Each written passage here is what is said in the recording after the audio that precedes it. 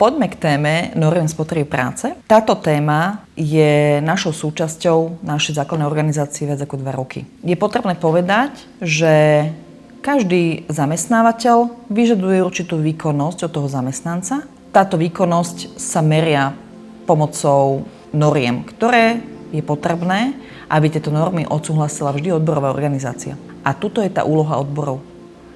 Odbory by mali spolu so zamestnávateľom schvaľovať normy a teda aj odsúhlasovať výkonnosť daných zamestnancov, a to upravuje paragraf 133 zákonníka práce. Problém je v tom, že za posledné obdobie sa nám kopilo veľa zamestnancov, ktorí nám končili zo zdravotných dôvodov, alebo sa im objavovali podobné zdravotné obmedzenia a problémy. Jednoznačne nám vyšlo, že tieto ich zdravotné problémy pramenili z vysokého pracovného nasadenia a tempa, ktoré museli akýmsi spôsobom dosahovať v práci. Podnet ohľadom noriem spotreby práce sme podali už v roku 2020, kedy inšpekcia vybavila tento podnet záznamom a povedala, že rokuje s majoritnou organizáciou ohľadom uzatvorenia dohody o normách a použití noriem spotreby práce u zamestnávateľa.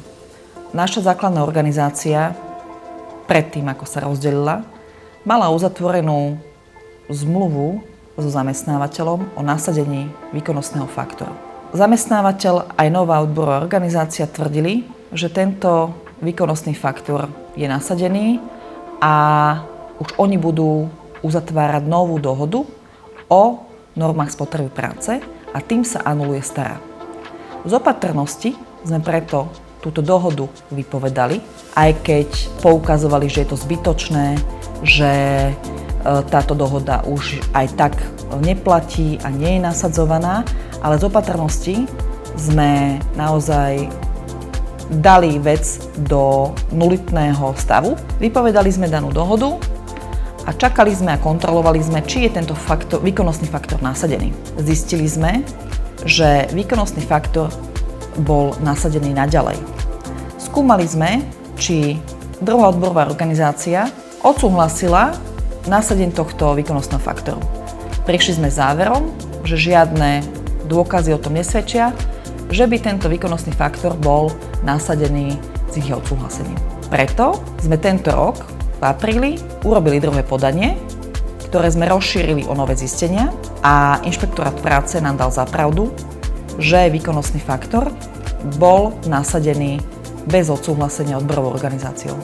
Viem, že je to veľmi zložité a možno pre zamestnancov až tak nepredstaviteľné, že čo to znamená. Ale v skratke, odborové organizácie by mali teraz rokovať so zamestnávateľom o tom, aby sme sa dohodli, aký výkonnostný faktor bude podniku nasadený. Ale mal by byť podľa nášho názoru menší, ako bol doposiaľ. Ak chcete byť spokojní v budúcnosti, tak iná cesta nie je ako odborová angažovanosť, pretože v tej jednote je sila.